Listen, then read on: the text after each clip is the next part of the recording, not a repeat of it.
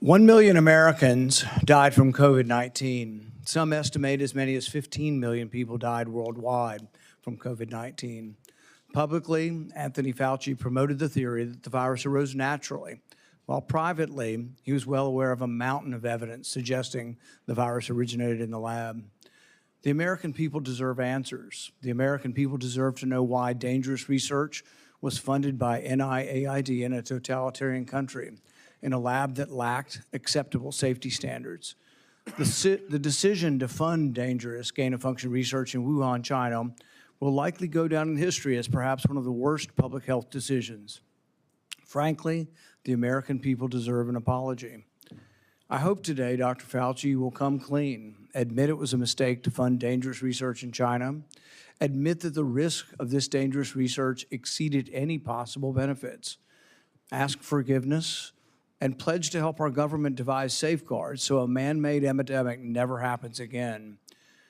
Instead of an apology, you have for years avoided responsibility. Regarding the lockdowns, you argue that you did not personally issue every lockdown order, close every school, or impose every mandate. But officials across the country invoked your authority to justify these decisions. And you presented your recommendations not as judgments open to debate, but as dictates of science itself. Your own words demonstrate that you understood the influence you exercised.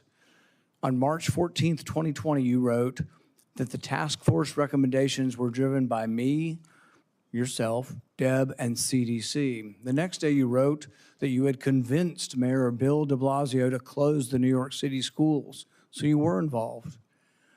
That same night, Governor Gavin Newsom's chief of staff told you that the governor had decided to close California schools, bars, and restaurants after watching you on television. Presidents, governors, mayors, school boards, corporations, and Congress all bear responsibility for the decisions they made. The COVID lockdown, however, could never have been inflicted without you aiding and abetting the crime. Children lost years of education. Small businesses built over a lifetime disappeared. Okay, oh my gosh, I think we got it working. Hi guys, welcome to Mrs. Dave the Lawyer's channel. As promised, we are restreaming the Anthony Fauci testimony from earlier today. Now, you guys give me your feedback in the chat. But the reason that I like to restream these in the evening, not live like Dave used to do, is because if we're streaming it live, I can't really stop and comment. You know, I want to keep going with the stream while it's happening in real time. And also, you know, let's be real, most of us work during the day, so a lot of people don't have the opportunity to watch these hearings live, you know, at 10, 11, 12 o'clock in the day. So this is a great opportunity. Everyone's off of work at this time for the most part, so we can stream it together, chat.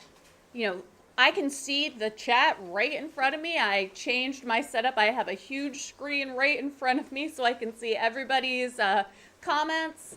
I want to give a shout out to Kenneth and Jennifer from Taylor, Michigan. Hi guys, I know you guys have been on here every night for the last couple weeks, so hi to you. Hi to Cheryl.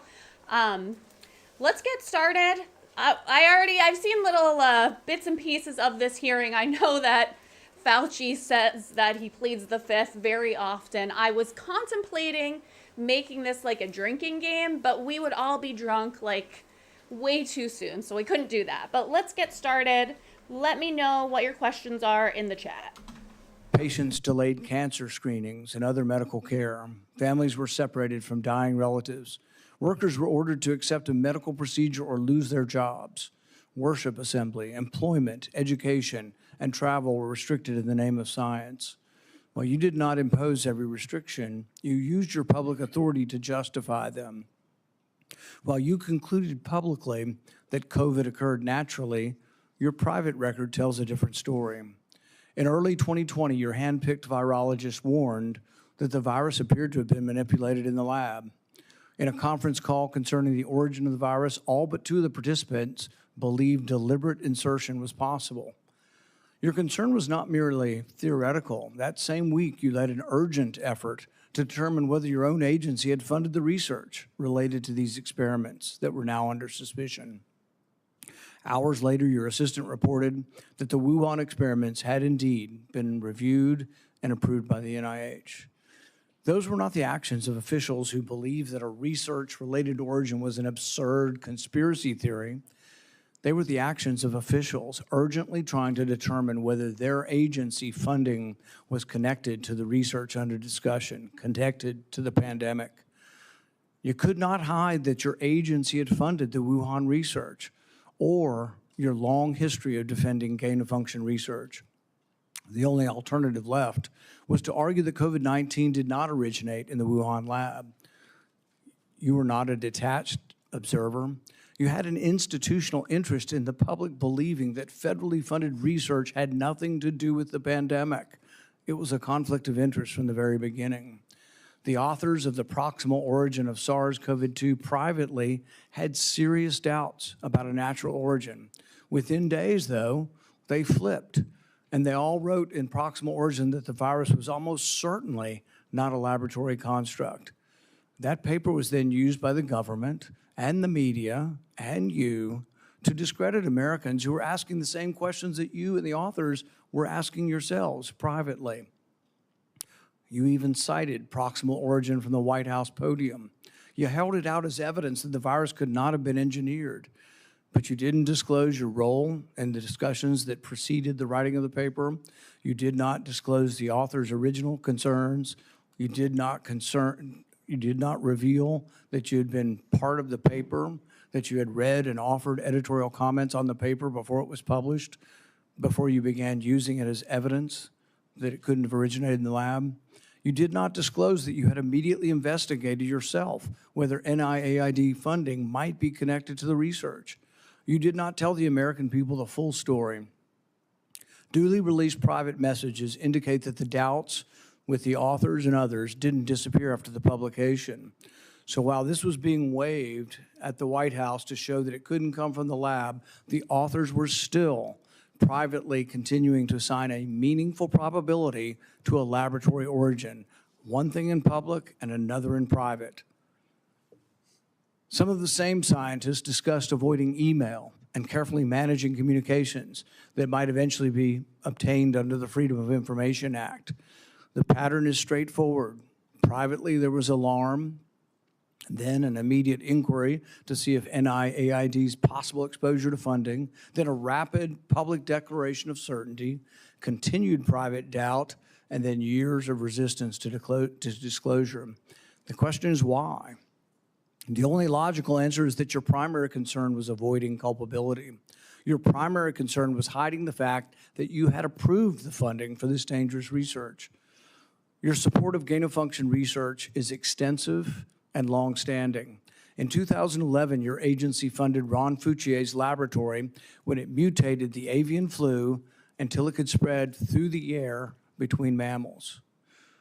This was the tipping point. This is when others became worried. You funded this. You advocated for this. The federal government's own biosecurity board, though, recommended withholding the details of these experiments because of the danger the research posed. People were concerned that publishing it was publishing a roadmap to creating bioweapons around the world. But you sided with the gain-of-function scientist Fauci and argued that the benefits of publishing the research far outweighed the risks. You defended this avian flu transmissibility experiments as critical research. You wrote that even if a scientist became infected and triggered a pandemic, the benefits of the gain-of-function experiments outweighed the risk. In 2014, your agency, NIAID, began funding the Wuhan bat coronavirus work. In 2015, Ralph Barrick and the Chinese scientist Shi Zhengli published NIAID-supported research combining a bat coronavirus spike protein with a SARS backbone. The resulting virus could infect human airway cells. It's a novel virus that now can infect human cells. It gained transmissibility, it gained function. In 2018, the same group of scientists, EcoHealth, Barrick, Shi, and their collaborators submitted the diffuse proposal, which involved the insertion of a furin cleavage site into the coronavirus. DARPA rejected it as too dangerous. When COVID was sequenced, though, early on in January of 2020, within days, scientists discovered that, lo and behold, it had a novel furin cleavage site, just as had been proposed in the diffuse project. This was either an extraordinary coincidence or a smoking gun, evidence that the Chinese had created COVID-19. It made the laboratory origin question more legitimate, and it made your categorical public denials indefensible. On May 11th, 2021, you told the Senate, the NIH has never, ever, and does not now fund gain-of-function research in Wuhan, in the Wuhan Institute of Virology. When I gave you the opportunity to correct the record, to reconsider the statement, you responded that you had never before lied to Congress.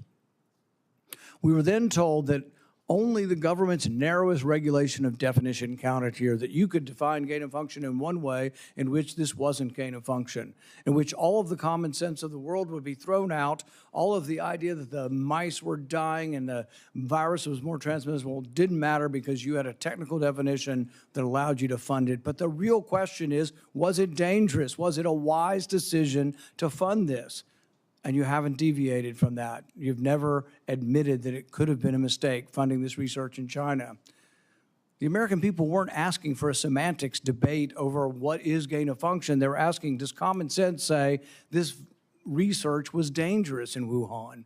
They wanted to know whether their money-funded experiments in Wuhan that made bat coronaviruses better able to infect humans. The answer is yes. They wanted to know whether NIAID adequately supervised their work. The answer is no. When you defended this research, you described its benefits in the broadest terms. But when Congress demanded accountability, you hid behind the narrowest possible definition. You can't have it both ways.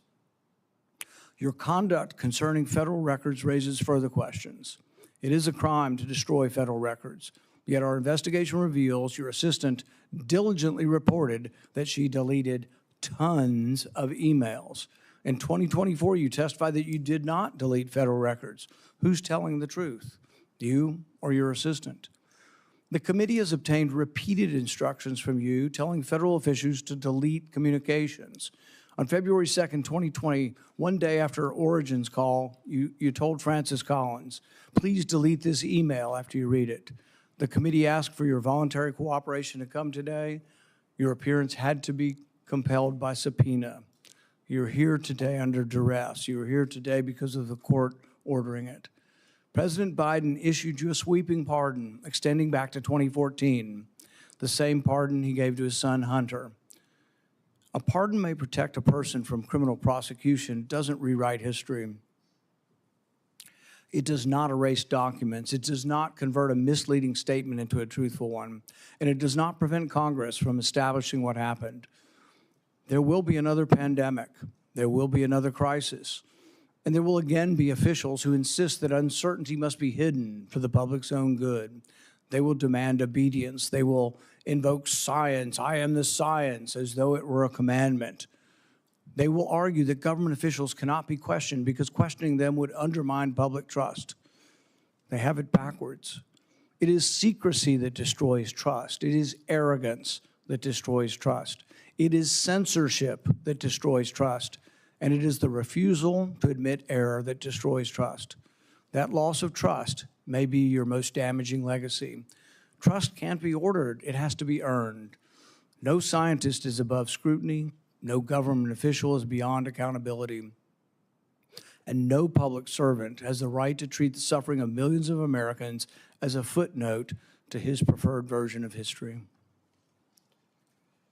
I now recognize Senator Peters for his opening remarks. Thank you, Mr. Chairman. The Senate Homeland Security and Governmental Affairs Committee has a long and a very proud history of conducting serious oversight on behalf of the American people. When this committee has been at its best, Democrats and Republicans have worked together to investigate complicated issues, to follow the facts wherever they may lead, and produce recommendations that actually strengthen our nation's security and improve government functions. That bipartisan tradition has produced meaningful work following Hurricane Katrina, the January 6th attack on the U.S. Capitol, failures at the Secret Service, and countless other matters. Unfortunately, today's hearing is the latest step in the chairman's sharp departure from that long tradition. This hearing appears to be a culmination of months of biased and selected efforts by the majority under the guise of a committee investigation to basically legitimize a predetermined conclusion that was reached years ago.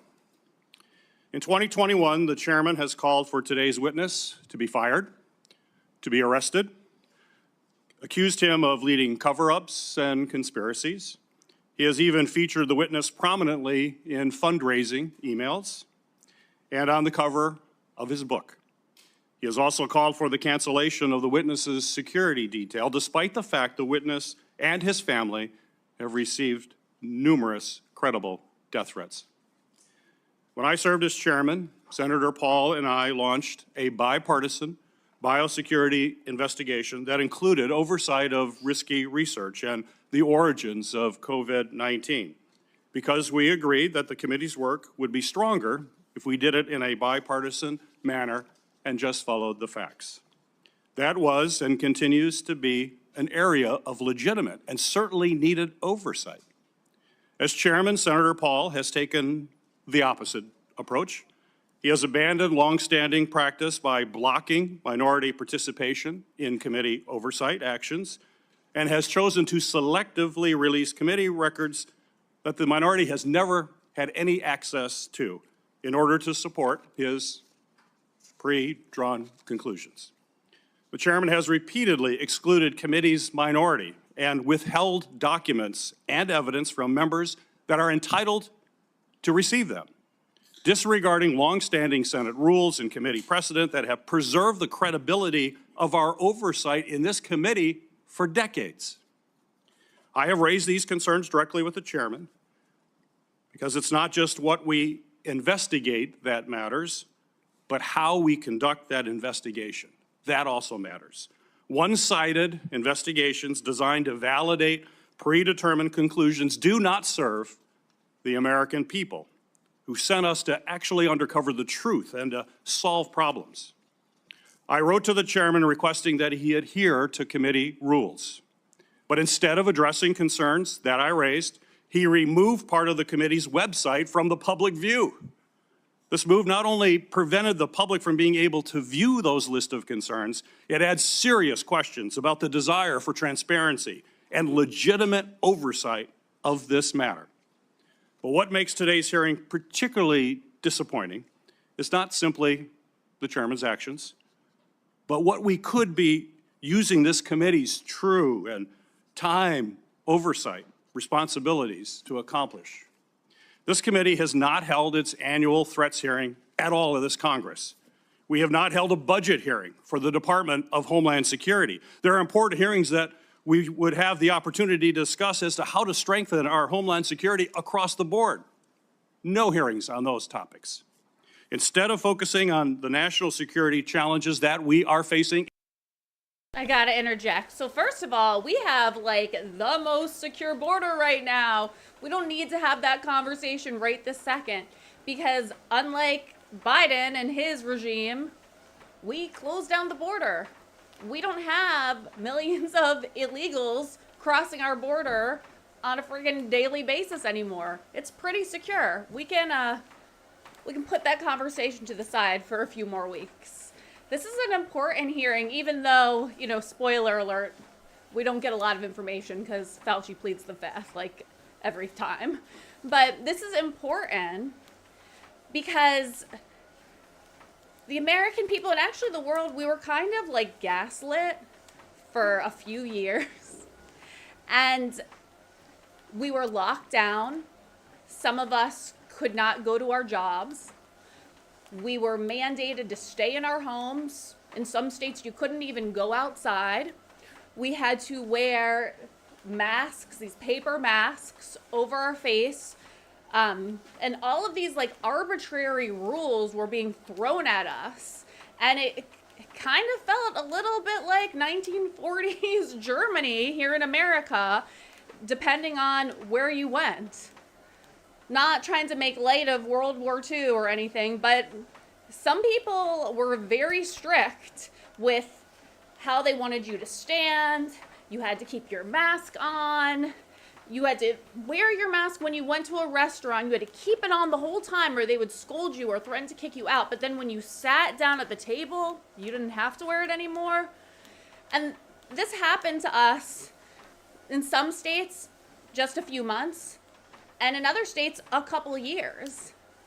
And some people's lives were completely flipped upside down. Some people lost their job, and some people still have not recovered from that, from 2020 and 2021. It totally changed our entire world. It really did.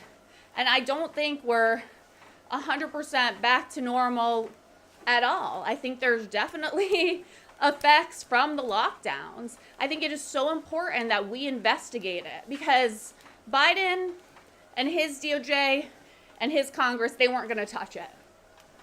And all of these theories that we threw out why this happened, we were told that we were either conspiracy theorists or we were racist. And then come to find out, it was from the Wuhan lab. It was a lab leak, okay? And people suspected this right away. And we were literally told we were conspiracy theorists or we were racist against Asian people for saying that. And they tried to tell us that it came from a bat and the Wuhan wet market and a whole bunch of nonsense. And then they told us 2 weeks to straighten the curve or whatever the propaganda was. And then they rolled out this experimental vaccine. And some people had a choice. Either you get this vaccine, and we have no idea what's in it or what side effects because it hasn't had enough time to be properly tried, or you're going to lose your job. You're going to lose your livelihood. You can't go back to work in some professions if you didn't get the vaccine. And then some people had very bad side effects from the vaccine. And still to this day, that's being covered up. If you go back to last month, I streamed a few hearings that Senator Ron Johnson hosted because he has done an enormous amount of research to uncover that vaccine injuries from the COVID vaccine are real. people have been injured, some people have even died, and this is a thing that we need to acknowledge and we need to get to the bottom of. So this hearing is about uncovering the truth. And I think that that is very important for a few reasons. One, we don't ever want this to happen again. It was an unprecedented time. I hate that expression, but the COVID lockdowns were unprecedented. I don't think anybody was expecting it. People didn't know how to deal. Some states did a great job. Some did a terrible job. I think Florida led the way. Governor DeSantis is a rock star. The only thing he could have done differently was probably not lock us down for the few weeks that he did. But compared to like California, Florida did pretty good. But we need to know the truth, especially when you have a person like Anthony Fauci that has been in office for decades, who is in charge of our national or even global health. He needs to answer some questions. And even though we know that he's not going to in this hearing is not political theater. I mean, maybe from the left, they, love to fake this outrage that, oh my God, I can't even believe we're having this hearing. We should be talking about border security. Now they care about border security. Our border was literally opened. The whole world could come in. We had millions and millions of illegals coming in. They shipped them to sanctuary cities, gave them thousands of dollars in free housing and FHA loans to illegals for 4 years. But now, when the Senate wants to have a hearing to get to the bottom of Anthony Fauci and the COVID lockdowns, now they care about border security, okay? That is like the most political theater I've seen. But I will say this, at least some of the Dems showed up for this hearing, because a couple weeks ago when Nick Shirley and James O'Keefe were talking about fraud, specifically voter fraud, nobody from the Democratic Party showed up. They all were absent. So at least they came. In our country right now, today's hearing looks backwards, revisiting questions this committee has already examined, including through bipartisan work that Senator Paul and I conducted together when I served as chairman of this committee. But rather than building on that work to strengthen our preparedness against future disasters, we are instead relitigating the past. COVID-19 exposed serious deficiencies in our nation's public health infrastructure. We know that. More than 1 million Americans lost their lives, and this committee should absolutely continue to examine how we can better prepare our nation against future biological threats. Those are the kinds of forward-looking, life-saving questions that will help our nation be better prepared to protect the health and the safety of Americans when the next emergency occurs. Unfortunately, at this precise moment, we should be strengthening our capabilities. The Trump administration seems to be doing everything in their power to actually weaken our capabilities. The administration has hollowed out the public health workforce.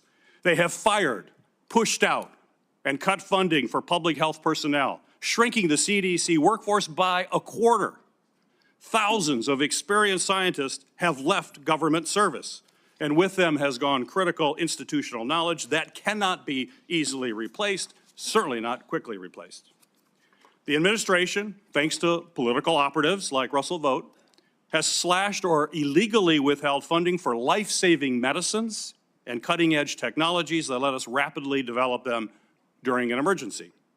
Mr. Vought is now further politicizing the federal grant-making process, proposing to subject all federal grants, including those for disaster relief, housing development, and cancer research, to the whims of political appointees, not nonpartisan experts.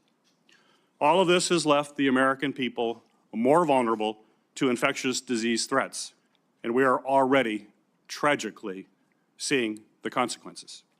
Staffing and funding cuts have slowed the federal, state, and local response to ongoing outbreak of a foodborne parasite, which has sickened thousands in my home state of Michigan, as well as across the country. At the same time, the administration cuts to global health programs and international partnerships have greatly reduced our ability to contain dangerous diseases like Ebola before they spread to our shores. We should be examining whether our federal health agencies have the personnel and the resources they need to effectively prevent, detect, and respond to these threats. We should be asking how to strengthen our biodefense efforts to deter our adversaries and prevent biological attacks against our country, and how our government can better coordinate and communicate during public health emergencies. These are the kinds of forward-looking matters that are worthy of this committee's time. Instead, we are here continuing the chairman's year-long focus on one individual. History tells us, unfortunately, another pandemic is all but inevitable. The question is whether Congress and this committee will work to better. I think that it's so scary to me when they say that. Like, why is another pandemic? Why do they know that there's another pandemic? Doesn't that seem like fishy? Like, we've never had anything like we did with COVID. Like, I guess maybe like the plague, but it wasn't really like the plague. Like, why do they keep saying that? What are they gonna do to us? That's why we need to have this hearing. Prepare our country for it, or continue looking backward while our public health infrastructure crumbles. You need to prepare by having a food supply, having water, a bunker if you can, and having guns and ammunition. That's how you need to prepare, and cash. Around us. That is the hearing that we should be having today. Unfortunately, I fear the intent of this hearing is only meant to further a purely partisan agenda and will not make Americans safer. Thank you, Mr. Chairman. The accusation that the committee has denied access to the minority to records is categorically false. This is the most transparent investigation in the history of Congress. We actually created a website, and we put all of the information on the website. It continues to operate. The reason it hasn't been accessed is no Democrat ever signed up for it.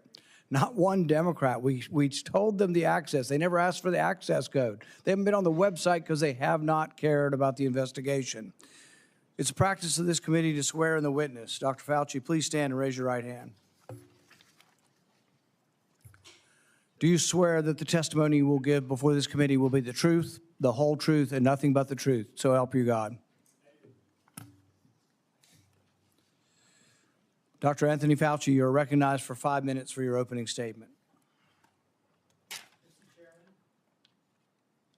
Ranking Member Peters, members of the committee, I served at the NIH for over 54 years, 38 of those as director of the National Institute of Allergy and Infectious Diseases.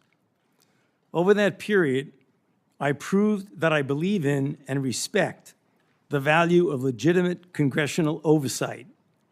In fact, I testified before and/or briefed Senate and House Senate and House committees well over 200 times over those 38 years.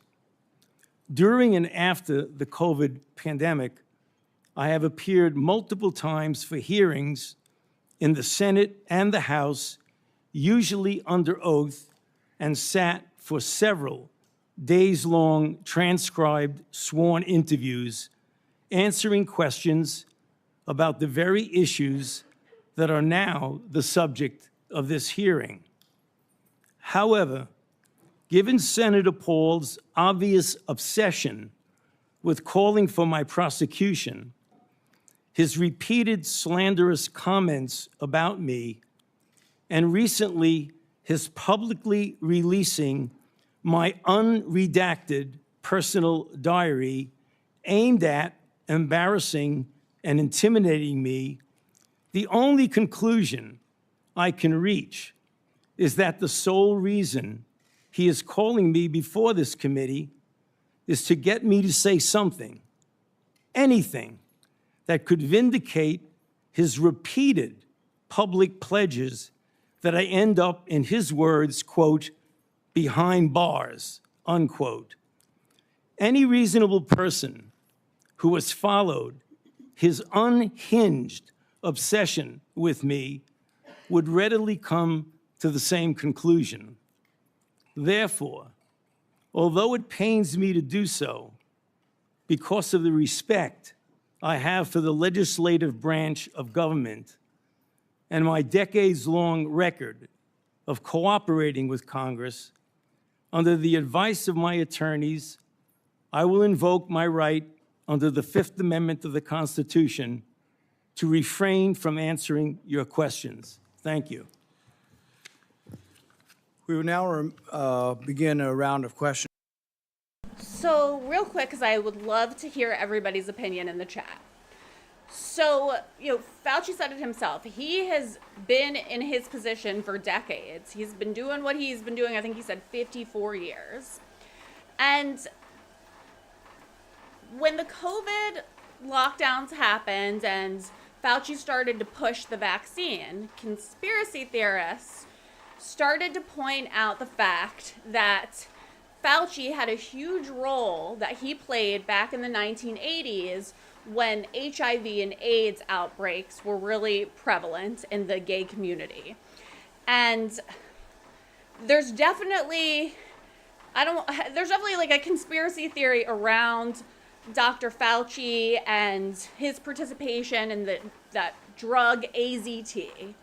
I don't know a lot about this. I was trying to do a little bit of research before this hearing, but I couldn't get anything like truly unbiased. But I want to hear from you guys. Does anybody like delve into that? Because I know people were giving him a lot of heat during COVID, claiming that he may have purposely recommended too high of a dose, and he was purposely trying to harm or even kill HIV patients. Like I said, this is a conspiracy theory.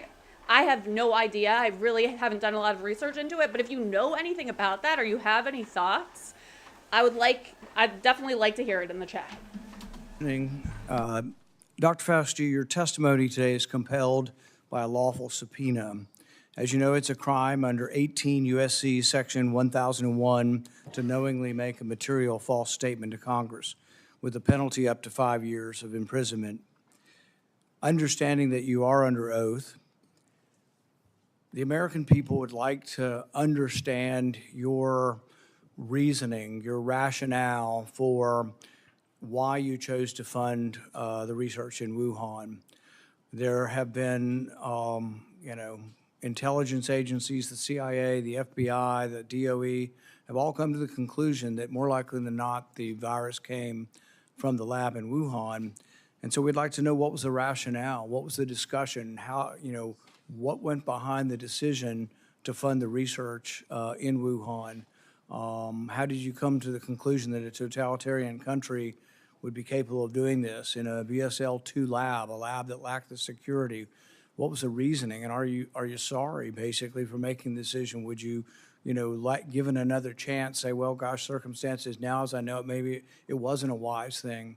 Can you explain to the committee why you chose to fund this dangerous research in China?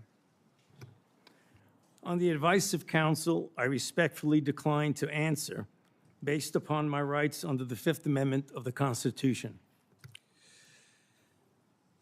In the red folder on your table is a copy of Section 192 of Title II of the U.S. Code. Your counsel has been provided a copy as well.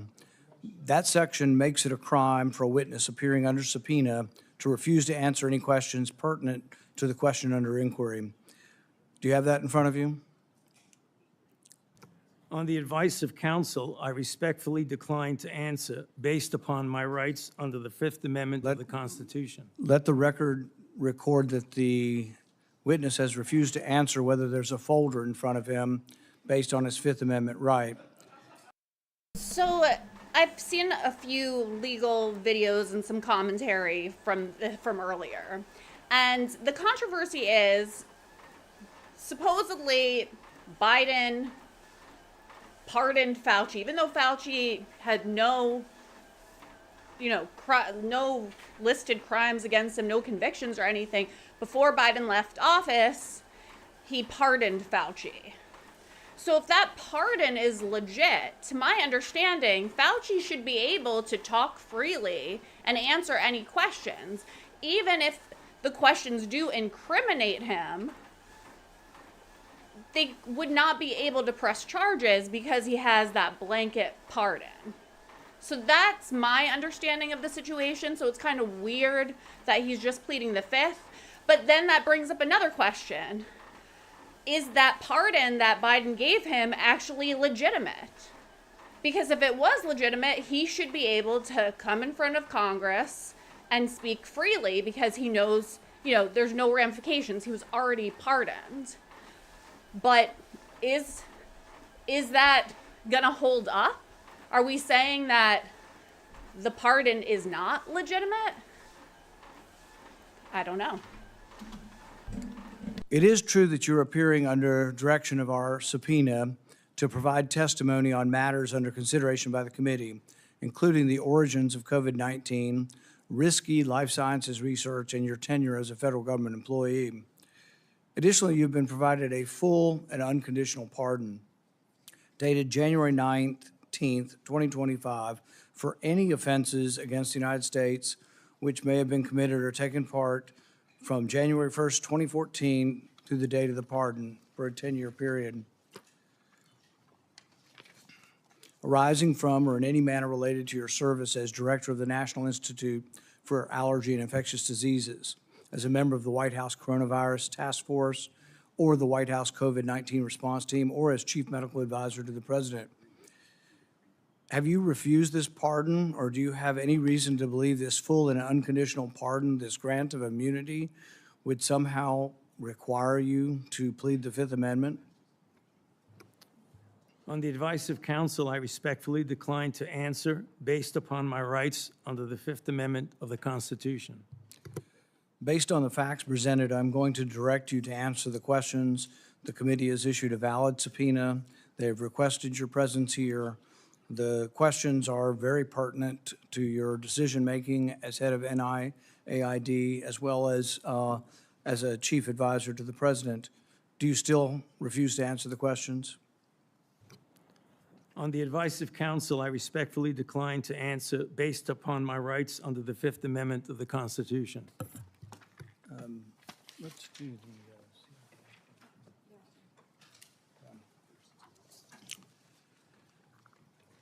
Dr. Fauci, were you ever made aware of gain-of-function research on monkeypox being conducted at the National Biodefense Analysis and Countermeasure Center, NBAC, at Fort Detrick?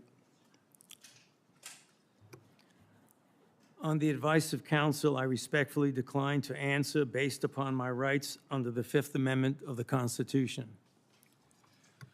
Dr. Fauci, did the CIA ever transfer funds to NIH under an interagency agreement?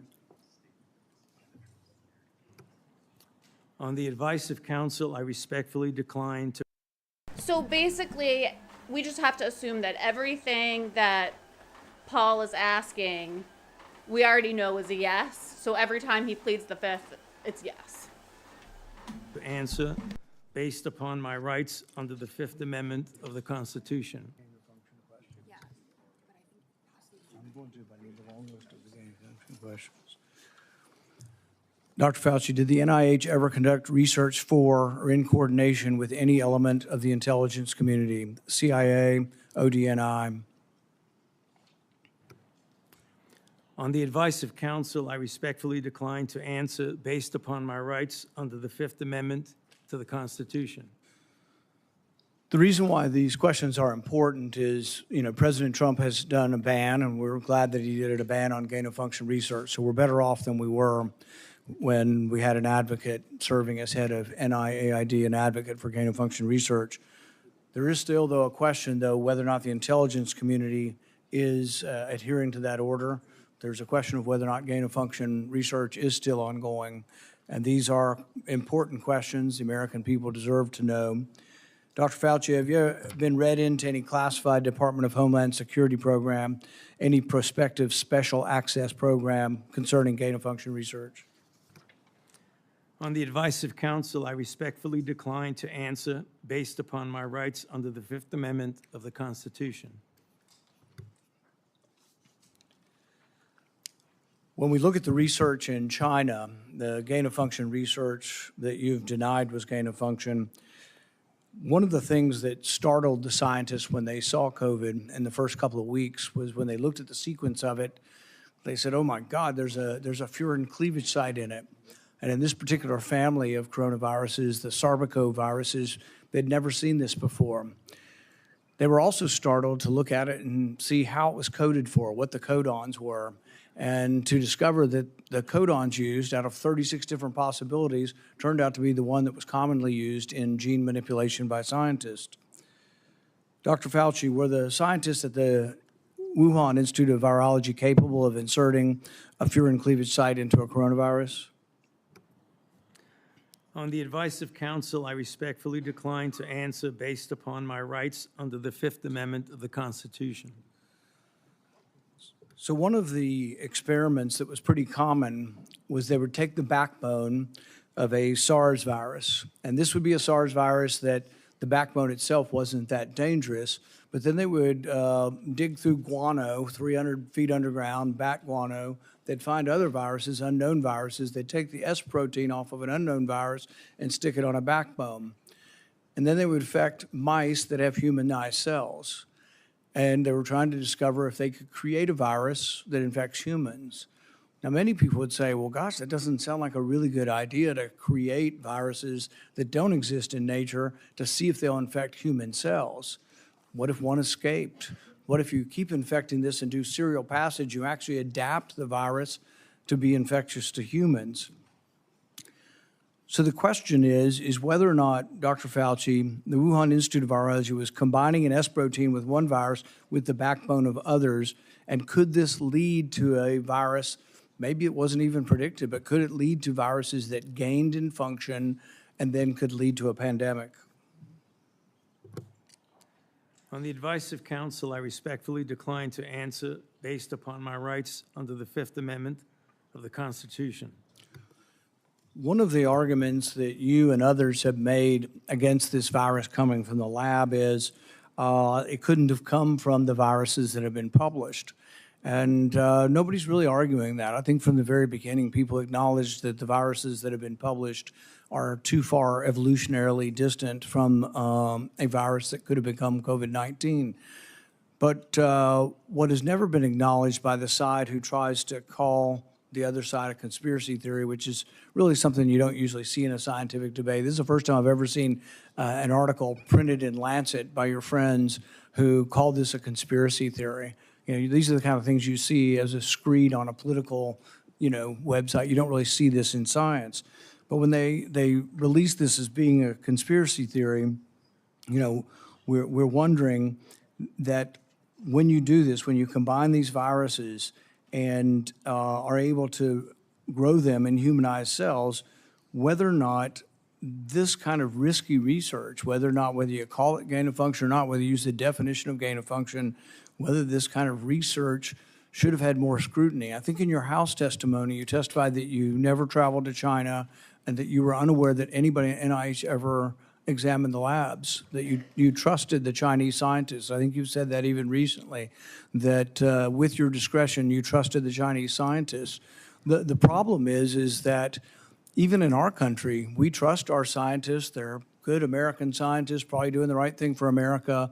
But at the same time, we oversight to make sure it's not dangerous research, but we also investigate the lab. I believe Fort Detrick was one of our main labs, was closed down in the last year or two because of research institute, a research incident that was dangerous with dangerous pathogens. And so the American people would want to know, how could you approve this dangerous research in China, say that you trusted the Chinese scientists, and then in the end, you had to admit that you'd never been there, and none of your inspectors had ever been there. Dr. Fauci, had any of the labs where this dangerous research was occurring, were any American lab oversight or lab investigators, did they ever appear in these labs to make sure that they were safe labs? On the advice of counsel, I respectfully decline to answer based upon my rights under the Fifth Amendment to the Constitution. Okay, so this is my take on this, and you guys tell me in the chat what you think. I think that many people, especially 60s, 70s, 80s even, definitely before that, I think people were brought up to believe that if you were a leader or an authority figure, even a teacher or student or whatever, it's not good to admit that you did something wrong. And there is this school of thought that you never admit that you're wrong. You just don't admit that you're wrong. And you just look for ways to deflect. Because you're the authority. So you don't want to look weak by admitting that you're wrong. And I've definitely seen people utilize this over and over, and even in our culture, be raised to believe like you just never apologize, you never tell them you're wrong, because that makes you look weak. But here we are in 2026, and life has changed significantly, in the last, really the last 2-3 decades. We have so much information that we can access, and we're able to communicate with people all over the world. It's very cool. And you just can't get away with that anymore. It's very easy to figure out that somebody is not telling the truth. I think if we really want to heal as a country, our politicians and our government officials need to get on board with admitting that they made a mistake. Just admitting that they made a mistake. And we, as American citizens, if we want to heal, we need to consider forgiving these people. That they're human beings, they made a mistake, and they fessed up to it. They didn't have good judgment at the time, or we were living in unprecedented times, and they were doing the best that they could in the moment. But they were wrong, and this is the reasons that they're wrong, and these are the things that they're going to do differently, so that doesn't happen again. I think if we could come together and practice that, I think that we could heal as a nation. Because right now, we just don't believe a lot of what our government tells us. We certainly don't believe a lot of the mainstream media, because they make a lot of mistakes. And we have proof that they make mistakes, and they never apologize. They either deflect, change the subject completely, or point the finger at the other side.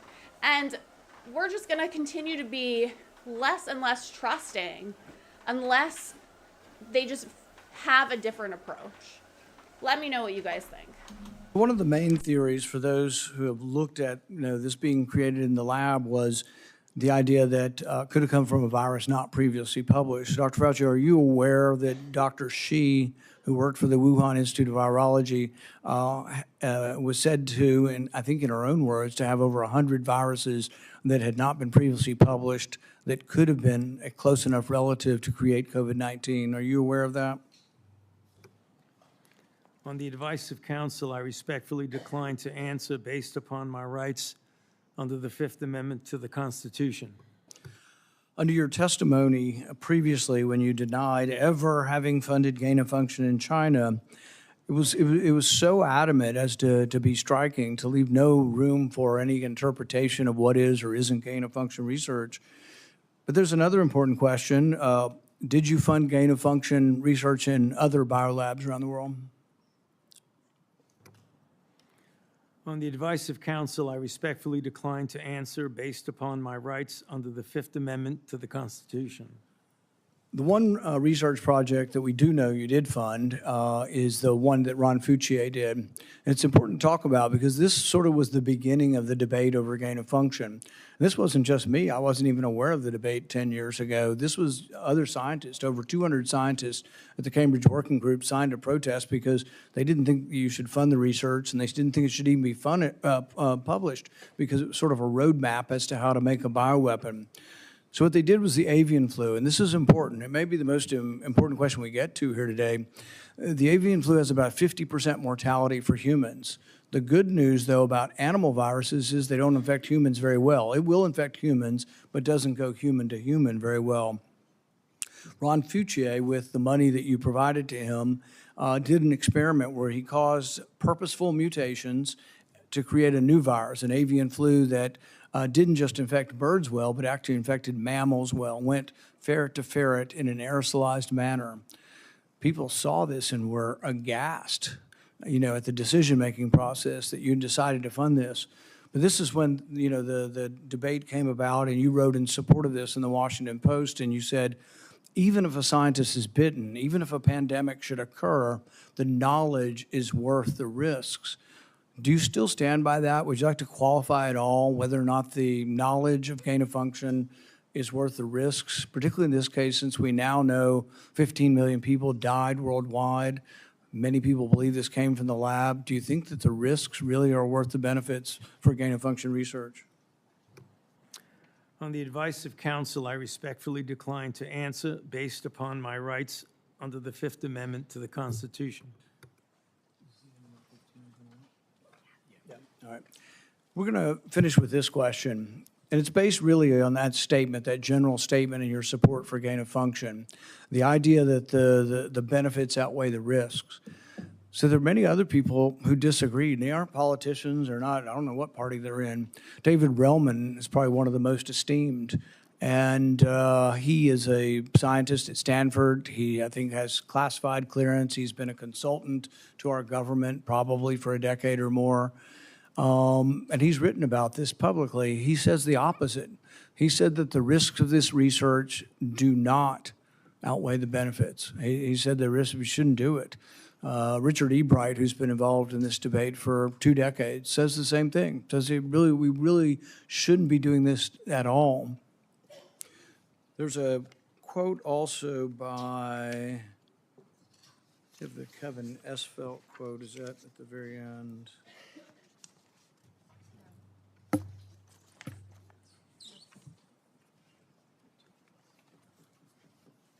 Kevin Esfelt, who's a CRISPR scientist at MIT, also wrote about this gain of function.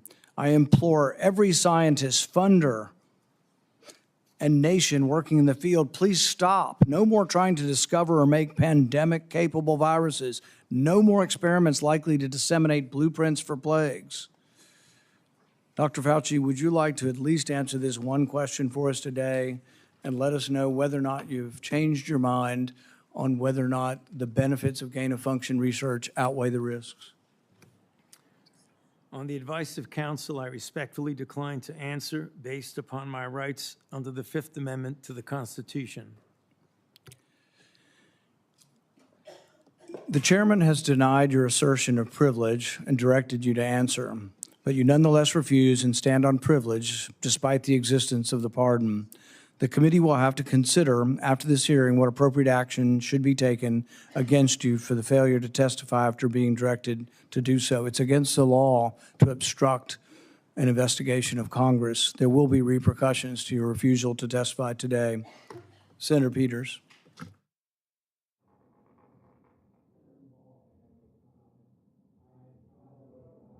You're not recognized. You're not recognized. If you are unruly, you will be removed from the proceeding. You are not recognized, and you are not recognized, sir. Sir, you are not recognized. You are not recognized. Security, we'll hold off. But you will respect these proceedings. You were told not to sit at the table. You insist on sitting at the table, and we told you you would not be recognized. You are not invited here for testimony, sir. You are being disruptive. Would you behave this way in a courtroom? No, because the judge would put you in jail. I can't do that today, but I can have you escorted from the premises. So I would say, sir, sit quietly and don't say another word.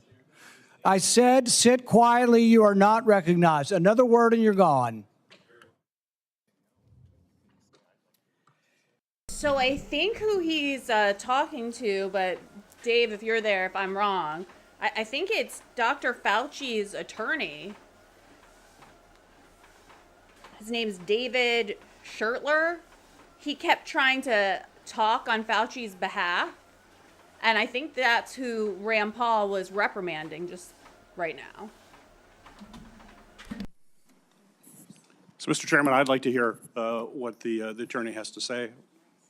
He is not recognized by the committee or the chair. If he speaks again, he will be removed from the room. This testimony is from Anthony Fauci. This is not a game with his lawyers.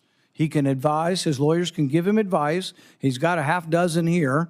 They're all allowed to talk to him. Yes. All right? Yeah. But the attorneys are not recognized. In fact, the attorney was told not to sit at the table, and he's not obeying that recommendation. There's a row behind you, sir. That's where you were told to sit, and you're not.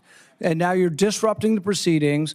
And so, look, this is the way Anthony Fauci wants to be remembered, for a lawyer not listening to the rules. That's the way you want to be remembered, and that's what you're going to do. You are not recognized, sir.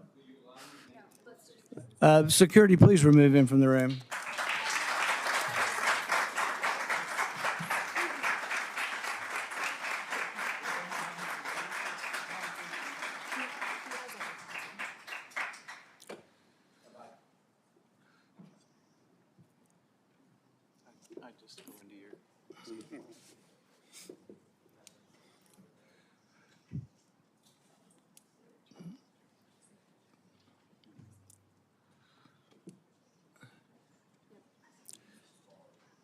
Let the record state that Dr. Fauci will still have the advice of the other half a dozen attorneys that he brought along today.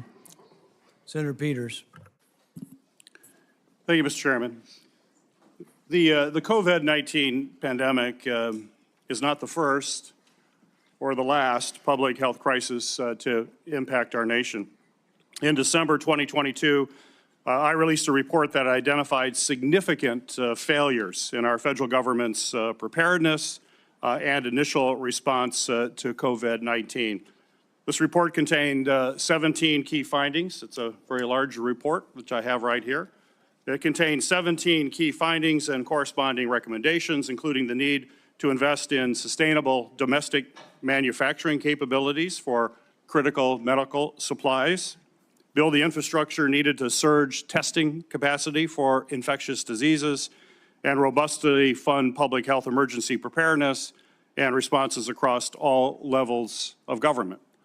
Unfortunately, multiple administrations, including the current Trump administration, have failed to fund or to reform our health preparedness.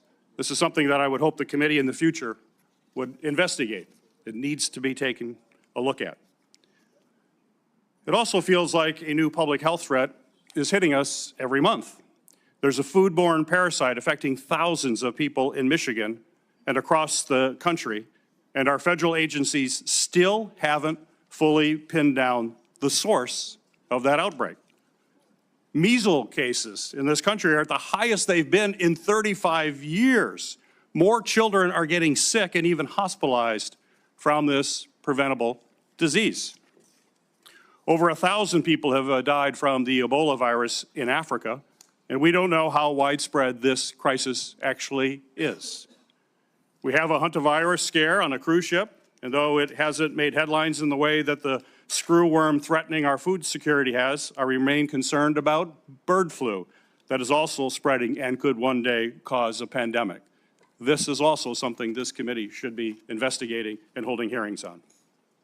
Since January 2025, the Trump administration has taken a number of actions to drastically weaken our ability to fight infectious diseases and biological threats that endanger Americans.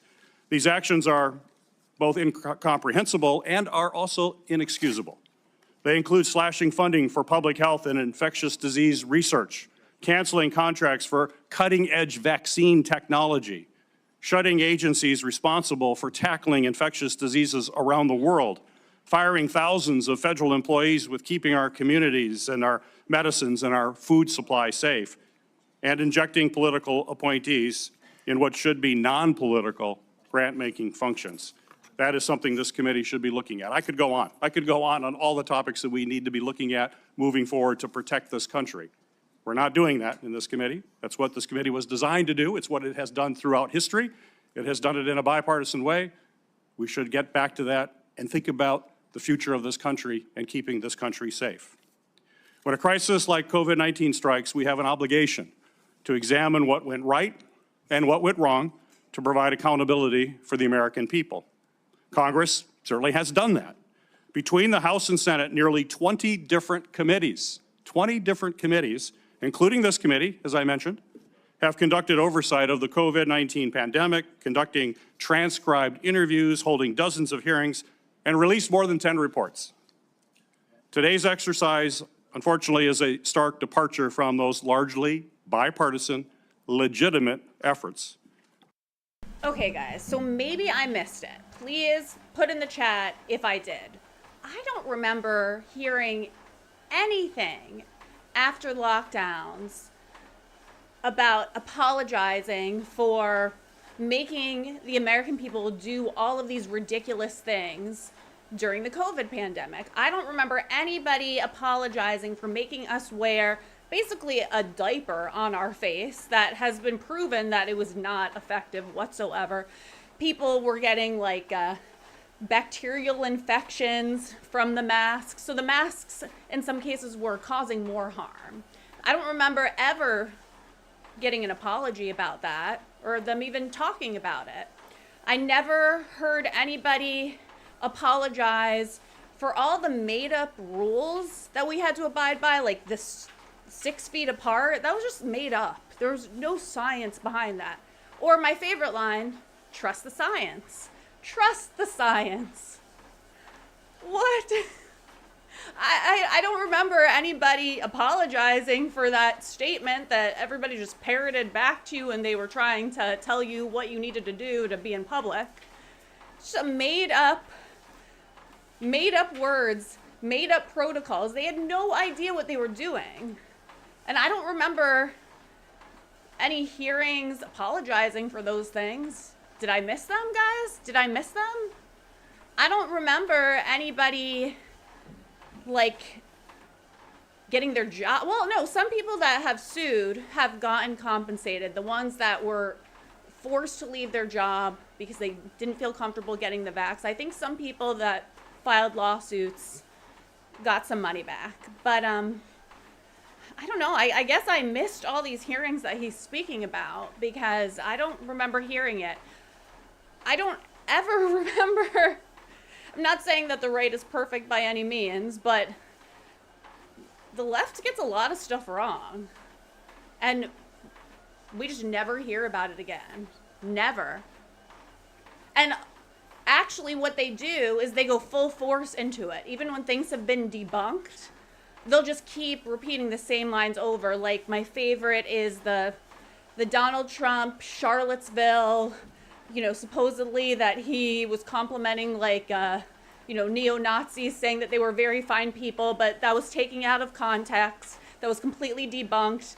They just manipulated like a soundbite, okay? So we know that he didn't actually say that, but still to this day, they'll still quote that line and accuse Trump of being like a white supremacist because of something that they made up. And we even found out during the the Southern Poverty Law Center hearings that they, who are connected with Act Blue, were funding neo-Nazis and like known white supremacists.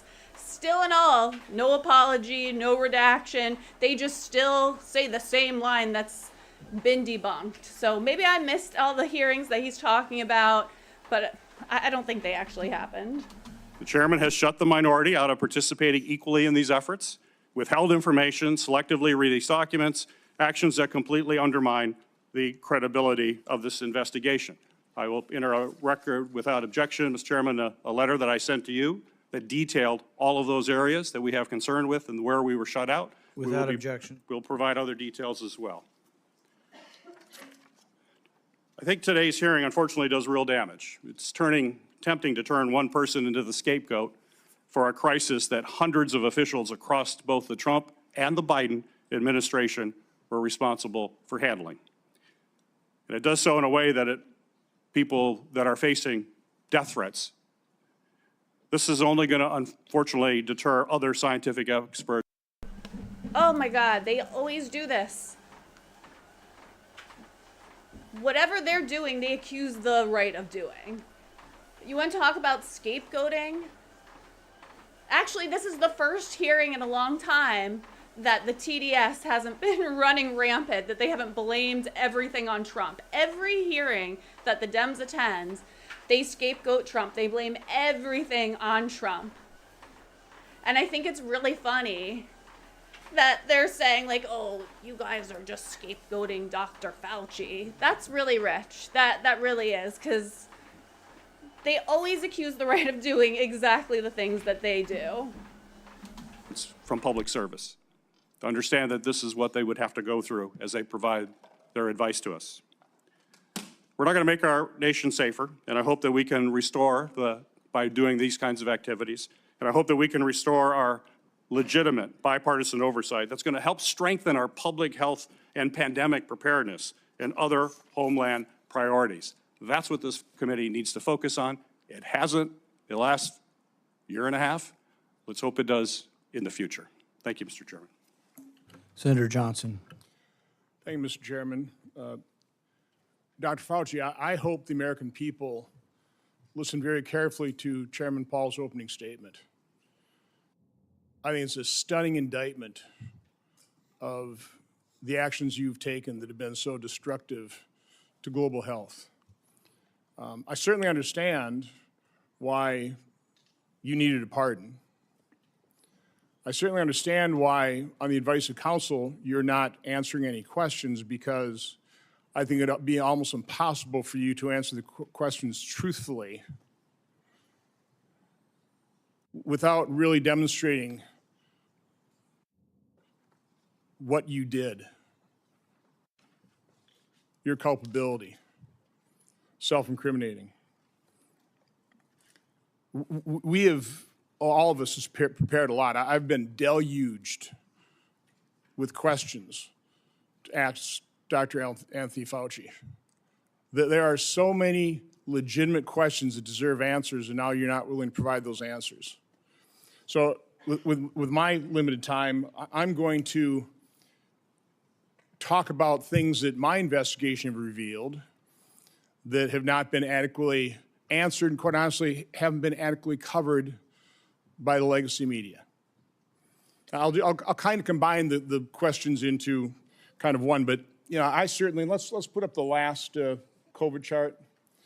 I was warned pretty early on about the dangers of the experimental gene therapy that you've called a vaccine, but it really falls under the definition of gene therapy. So I was going to ask you, I mean, were you carefully monitoring the safety surveillance systems like VAERS and vSafe that literally were deluged with complaints? You know, currently, worldwide, there have been almost 1.7 million adverse events reported to the VAERS system. Of those, over 39,000 were deaths. And of those deaths, 24% occur on the day of vaccination within 1 or 2 days. 24%, which, by the way, just happens to be the same percentage that a Rasmussen poll pointed out the American public believe 24% of the American public believe they know somebody who died of the experimental gene therapy. So again, I was certainly interested in asking you whether or not you were following this as carefully as I was. It's not my responsibility to follow safety surveillance systems, but I did. And by the way, when I published, this is actual government information. When I published it and people had me on their shows, they would be censored by Facebook. They would be deplatformed. I think largely at the behest of the actions you took to make sure that disinformation wasn't spread. This wasn't disinformation. This was the truth. So I was going to ask you whether you knew Dr. Marks. I think you do know him. He's the head of CBER. He's the man who is in charge of approving vaccines and surveilling for the safety. My investigation shows that on March 1st of 2021, less than 3 months after the emergency use authorizations, he was warned by Dr. Anna Scharsman, data mining expert, that the algorithm they were using to analyze VAERS data was going to hide in mass safety signals. 26 days later, and 3 months consecutively after that, they did data runs with a new algorithm that unmasked those safety signals. They showed dozens of safety signals, including sudden cardiac death, cerebral artery occlusion, basal ganglia stroke, agonal rhythm, Bell's palsy, and pulmonary infarction. Your diaries now show that you actually suffered pulmonary infarction in, I think, probably June 2021. I was just wondering whether it ever went through your mind that maybe that injection, all those boosters you took, might have caused that. And the question I was going to, and I'll ask this question, were you ever made aware of the fact that Peter Marks was warned that the algorithm was going to hide the safety signals? And were you told that senior FDA officials were given shown dozens of safety signals associated with the COVID injection? On the advice of counsel, I respectfully decline to answer based upon my rights under the Fifth Amendment to the Constitution. Next area I want to go through is in that same month of March 2021, an employee at NIH, Dr. Nath, led a team of researchers who were diagnosing and treating individuals who'd never had COVID but were severely injured by the genetic therapy injections. Dr. Nath told those individuals, stay quiet. We want to make sure that we gather all the information and then release it to doctors so they can treat people like yourself. There was a concerted effort, and I'll enter this into the record. It appears inside NIH to quash Dr. Nath's publishing of that study. It finally was put on a preprint server with telling no one, and I think about May of 2022. I think what's noteworthy about this is Dr. Nath told the injured participants that early treatment, early intervention was crucial for them to be treated. And yet within the NIH, they were questioning what was Dr. Nath doing. They didn't want to publish that because, and I want to take time searching for it, because publishing it would create vaccine hesitancy, which is what we continue to hear time and time again, is the reason they didn't promote they lied about the safety signals they were seeing. Throughout the pandemic, I always pushed early treatment. We've got things in here where you were really concerned about remdesivir because it was untested, but hydroxychloroquine, yeah, it was an approved drug. Maybe some safety issues, but we had a great deal of experience with it. All of a sudden, you had the Surgisphere study that was retracted within 2 weeks because it was completely false, totally blew up the use of hydroxychloroquine. And then when it comes to ivermectin, which, by the way, because I was contacted by so many people, I referred them to doctors who actually had the courage and compassion to treat vaccine-injured individuals. It works. But I was going to ask you whether you were involved in the FDA attack on ivermectin. You had a interview on CNN on August 29th of 2021, where, again, I just don't want to take time to find the exact quote, but you said there's no evidence that ivermectin is helpful. On that exact same day, and I've got the studies right here. There was a website that was tracking the random controlled studies. Here they are, showing 60, 70% efficacy of ivermectin. The same day you say there's no evidence, there was all kinds of evidence. Loved ones had to go to hospitals, had to sue hospitals. Just, would you try it? So I would want to know, to what extent were you involved in sabotaging hydroxychloroquine, ivermectin, and did you do that because you knew the only way you get an emergency use authorization for these drugs, these experimental gene therapy, was if there was no effective treatment, you couldn't get the emergency use authorization. So is that why you helped sabotage these cheap generic drugs in favor of remdesivir, which, by the way, nurses, are you aware of the fact that nurses called it run, death is near? On the advice of counsel, I respectfully decline to answer based upon my rights under the Fifth Amendment to the Constitution. Let me end on this note, because this just came to light. You know, we've got 11 million pages of documents. We also have other people who were in the room. But now we know you actually lied to your own diary. On March 27, 2020, you wrote in your diary, "To my surprise yesterday, the POTUS sent a letter to governors outlining a plan to reopen county by county while monitoring the spread of virus in low-risk counties.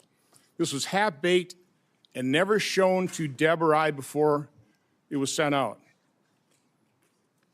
So we have evidence that, in fact, you were fully aware of it and certainly approved, if not authored it. So I was just simply asking you, I mean, is that true? I mean, did you literally lie to your own diary? Did you know of that letter sent out to governors about reopening county by county?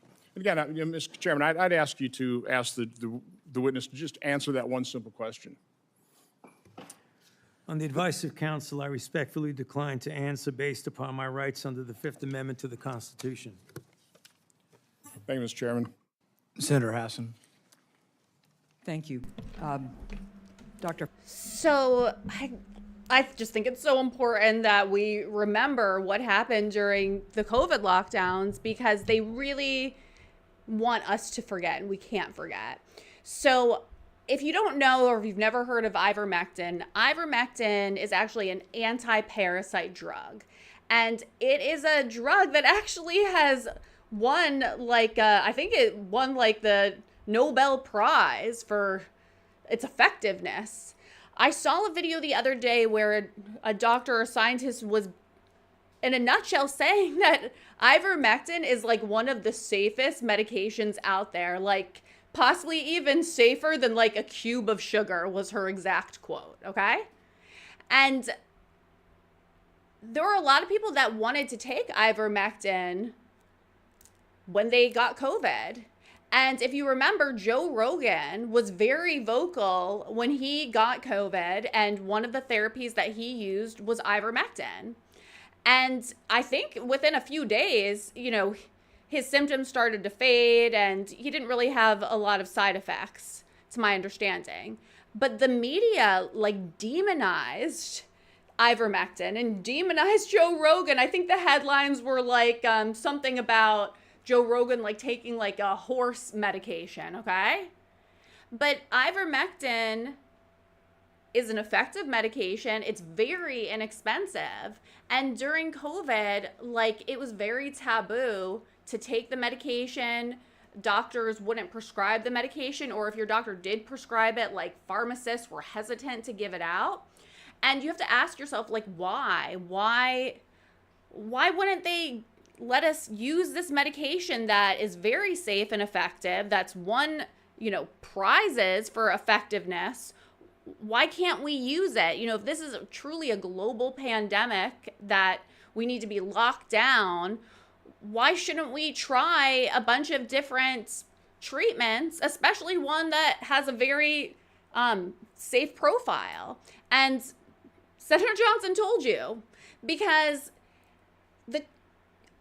I like what he says. He doesn't call it a vaccine. He calls it a gene therapy. And if you didn't know, Senator Johnson has done extensive research into the COVID vaccine. I definitely recommend listening to some of the hearings that he's talked about it. But anyways, to my understanding, the vaccine wouldn't have been rolled out the way that it was, and the vaccine manufacturers would not have had all the safety rails in place if there were other known safe medications that would essentially cure COVID. So what happened in the medical field, they just decided, we're just going to cover that up. We're just going to tell you that these medications that we've used for years that have a really high safety protocol don't actually work. We're going to demonize them so we can roll out this vaccine. And that's really what happened. And it's very nefarious, and it's really scary if you take a step back and think about it, because people actually lost their lives taking this experimental vaccine or gene therapy, whatever you want to call it.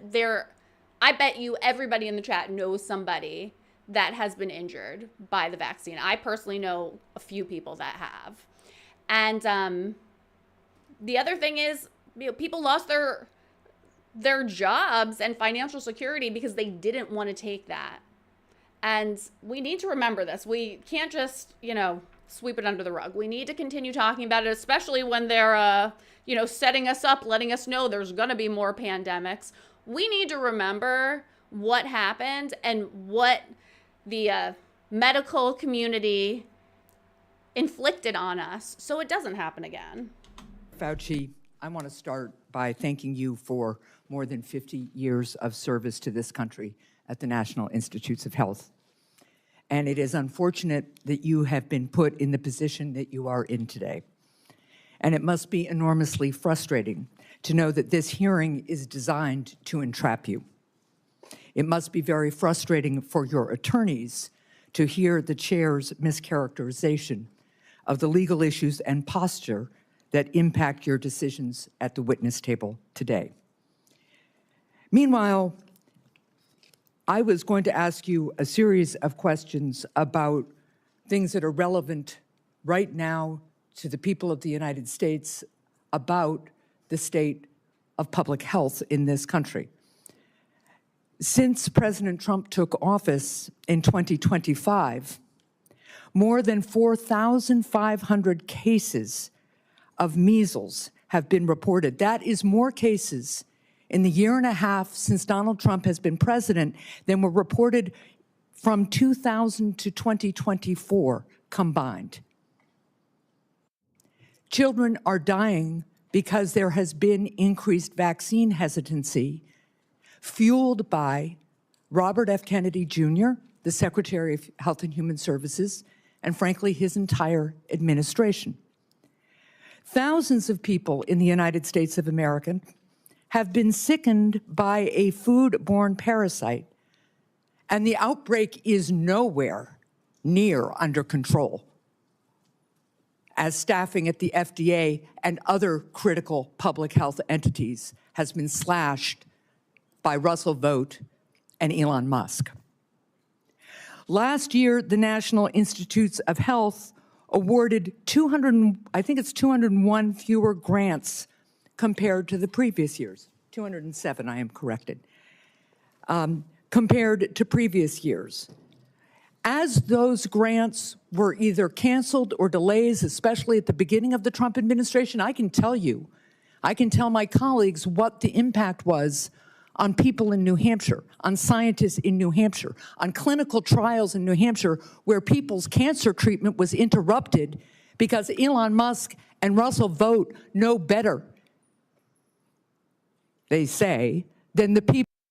I don't know about you guys, but, when it comes to budgeting and being a prosperous company, or excuse me, a prosperous country, I think that the first person in the world to ever become a trillionaire would be somebody I'd want to take financial advice from. I think that he has a good sense of judgment when it comes to overseeing a budget, helping a company or a country grow.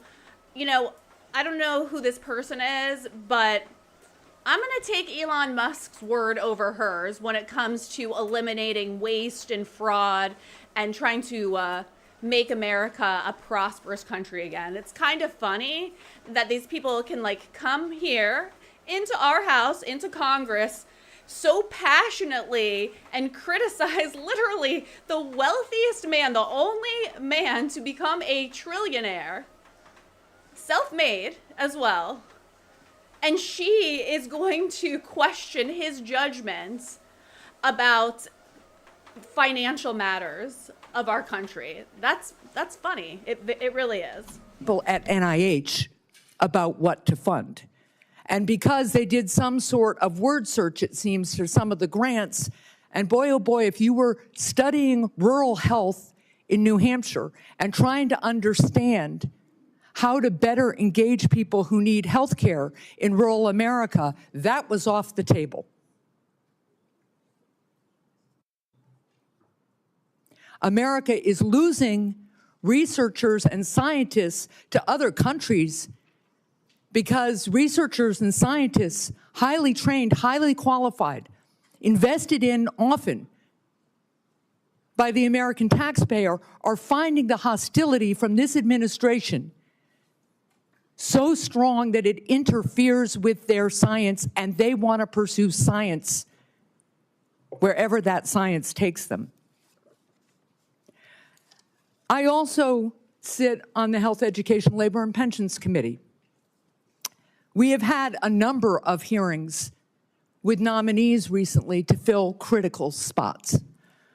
One of those nominees is Dr. Erica Schwartz, a brilliant woman, medical degree, biomedical engineering degree. I think she also told us she has a law degree and a master's in public health. She was a two-star admiral in the United States Navy, an experienced doctor.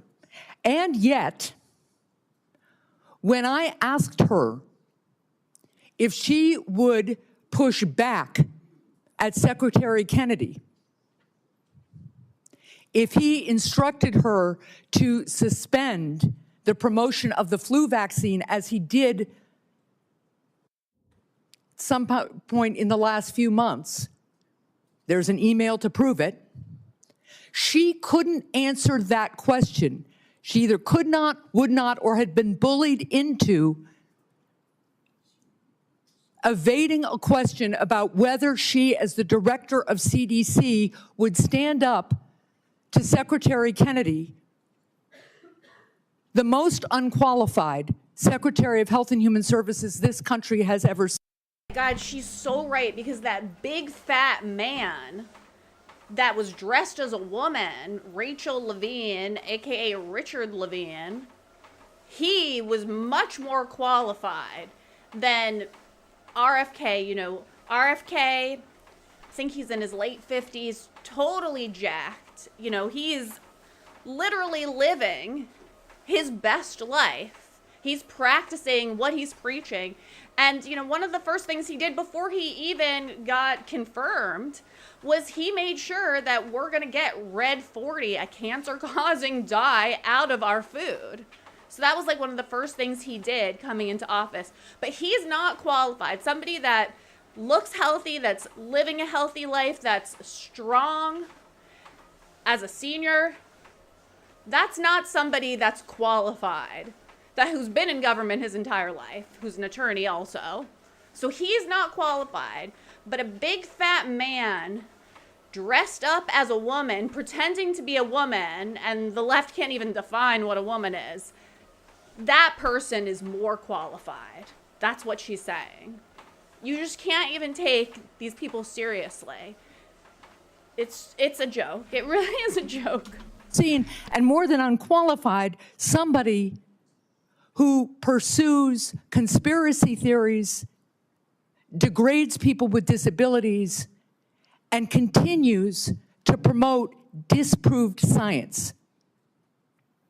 That's the state of healthcare and public health in this country right now, not to mention the $1 trillion or so of cuts to the Medicaid program that is decimating healthcare in my state and decimating it around the country, not to mention the refusal of my colleagues and this administration to extend critical tax cuts for people who are trying to afford insurance on the Affordable Care Act. I mean, I could do a 2-hour rant on the Affordable Care Act. It is such a joke when the left says that the right, like, cut people's health care. No, that's not the root of the problem. The problem is that our government, but really it's at the state level, have allowed these big insurance companies to put out these health insurance plans that are not affordable for anybody, that are thousands of dollars just in premiums alone. I've told the story a couple times, but I have a client, family of 6 in Florida. They're in their 40s. They have 4 kids. They wanted a PPO a Blue Cross Blue Shield PPO for a family of 6, the premium was almost $9,000 a month. Almost $9,000 a month just for the premium. That's not including the deductible, the max out of pocket, the copays. That's just the premium. And what the left wants us to do is for the taxpayers to subsidize that $9,000 premium. And that's insane. The insurance pricing should not be that high for an insurance plan. It shouldn't cost that much to have insurance. That's number one. But the thing that I find the most comical is when the left says that Trump cut people's health care because he's putting money to cut taxes for his billionaire friends, okay? No, what the left is actually doing is they want your money, your taxpayer money, to be put in the pockets of these big insurance companies, these billion, trillion dollar companies. They think that they deserve a $9,000 a month premium just to have health insurance. So if they really want to help the American people, if they really believe that American people should have health insurance, they would start at the root of the problem. But they all get insurance money, lobbyist money. Every side gets money from the insurance companies. So they're never going to make those claims. They're never going to start at the actual root of the problem. So it's just comical. It's just comical, the fake outrage, because they don't really want to solve the problem. They just want to throw more money at it. And that's not the solution. I just was at one of my community health clinics, and they are reporting fewer and fewer people coming in for care, disrupting care because they can no longer afford health insurance. And that is impacting, of course, the revenue stream to the community health. You also don't have to have health insurance to go to the doctor. You can just go to the doctor and pay cash. Nobody is forcing you to have health insurance. Anybody can walk into a medical establishment and ask to pay cash. You can negotiate a cash price. Actually, a lot of places now, they like when you pay cash. They don't want to deal with insurance. They don't want to deal with the coding and the billing. And there's a lot of doctors that don't even accept insurance anymore. We've seen like a huge outpour of like concierge doctors where they don't accept insurance. You pay like either a monthly or a yearly membership. So please don't believe this BS. Nobody is preventing you from going to the doctor. Anybody can go to the doctor and just pay cash. You don't have to have insurance. You don't. That's just the truth of it. Or, most people don't know this, but there are like thousands of private insurance alternatives out there. Like a ton of it. And actually, what I'm going to do for you guys in the fall is I'm going to host a seminar just to educate anybody who wants to come for free about the different alternatives that are out there, because a lot of people just think it's either employer coverage, Obamacare, and that's it, but there's so many other options out there. So stay tuned, because we'll definitely I'll be hosting a free webinar about that. Clinic, their ability to hire and pay people, their ability to take care of their community. That's what I wish we were having hearings about in this committee and in the Health Committee. That's what I wish we were trying to address in a bipartisan way. But instead, we are here in an attempt to entrap you because you had a distinguished career trying to put Americans' public health first. With that, I yield. Senator Lankford. Mr. Chairman, thank you. Dr. Fauci, thanks for coming today. I know you're invoking your Fifth Amendment right, which you have the right to be able to do constitutionally, but thanks for coming and be a part of this. There are a lot of issues and a lot of questions that have come up, and hopefully in some day in the future, we'll be able to get all this clarity to be able to pull together. There were over 1 million Americans that died from COVID. You know that well. You were tracking the numbers literally every single day, those affected and those that died from the earliest days. There are a lot of lessons that we've got to learn from this, that we should put into history to be able to determine what happens in the future. How do we respond in the future? How do we deal with something like this again? It was uncharted territory for everyone. But I would tell you, countless families, including my own, watched a loved one die behind glass or through a screen because we couldn't get access to them. Children couldn't get to school. People missed their prom or graduation ceremonies. There were lots of things that happened that dramatically changed the future of the country. The mental health issues that we have continued to deal with from the isolation have been profound. Even something as simple as children that wore masks or were around adults wearing masks for all that time are slower in learning language now because they couldn't watch someone's lips moving, and so they're slower in that. Amazingly enough, churches and places of worship were forced to be closed down. There were even churches that met where the pastor preached in the parking lot and the congregants all met in their cars with windows up, and police came and scattered them and said, "You can't be here." The simple act of social distancing became an issue as everyone guessed what's the right distance to be away from someone else. Literacy rates have declined. All these things are results, not to mention the loss of lives and the health experiences that have been out there for many Americans. So there are legitimate questions. I wanted to be able to raise some of those, to be able to walk through some of this, because it has been very, very challenging.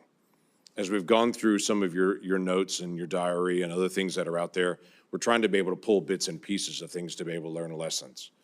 On May the 6th, 2020, you wrote at that time, I had a conversation with Robert Redfield, who, as you know well, was then the director of CDC, about the fact that greater than 1 million children worldwide have missed their measles vaccination because of the shutdown. You stated, this is terrible and needs to be addressed, since on that basis alone, there would be far more excess deaths from measles among children than coronavirus deaths among children. I need to bring this up to the TF, the task force. Did you ever have an opportunity to bring up the potential of measles deaths among children and an infection rate going around the world from measles based on the fact that so many children would not get their measles vaccine because of the shutdown? I'm sorry, Senator, but on the advice of counsel, I respectfully decline to answer based upon my rights under the Fifth Amendment to the Constitution. That is your right to do. One of the big issues that's really coming up is on the lab issue. This was greatly discussed about whether this came from a lab or whether this came from nature. There are obvious issues and differences between the two to be able to know this. You had a lot of conversation on this. Scientists around the world were in conversation on this. There were different statements that you even made in your private notes and your public notes on it. In January the 26th of 2020, this is before we had our first tragic death of coronavirus in the United States, you wrote, it now appears using epi data that the genomic data, the first infection was in early December and was not connected to the market, which was the big rumor that was out there, was this wet market in China. We know the market was not the source, it was the amplifier. On January the 31st, you wrote about a phone call. You wrote, the people on the phone felt the mutations around the furin cleavage site of the spike protein could not have occurred naturally, since it would require an evolutionary jump that they found nowhere in bat isolates. They bring up the possibility this could have been deliberately inserted and either accidentally released or deliberately released by a crazy person in the lab, the former being the most likely. February the 1st, same year, 2020. This is, again, still before our first death. There was not total agreement about the likelihood of deliberate insertion. Ron said he was sure that this could occur naturally, and we should not waste our time and divert our effort to pursue this. This is expected of him, since he was the original gain-of-function person with Yoshi. Also, Christian was with Ron. The rest felt deliberate insertion was possible, and given the fact that Dr. Jingling Shi at the University of Wuhan has been working for years in gain-of-function in coronaviruses to allow adaptation of the spike protein to bind to the human ACE2 receptor, we could not let this go.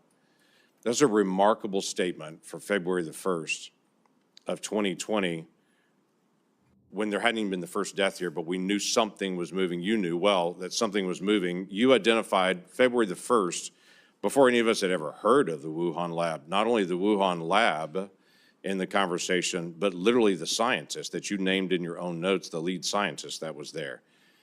It's interesting to me on that. And the questions I was going to ask you was just your background and knowledge about the Wuhan lab and Dr. Shi and all the details. I'm aware of where you have been on trying to be able to plead your Fifth Amendment right, which is your right to be able to do. But I also want to be able to find out some facts to be able to help us for the future on this.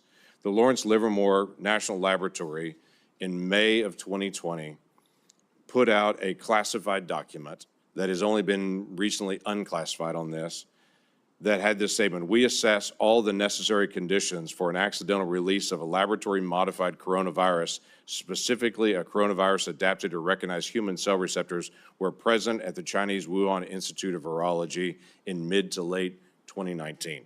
Now, the question that I had for you is, this is May the 27th of 2020. This is the report that most people will see, is this. I have clearance. I serve on the Intelligence Committee. I've actually read this complete document unredacted.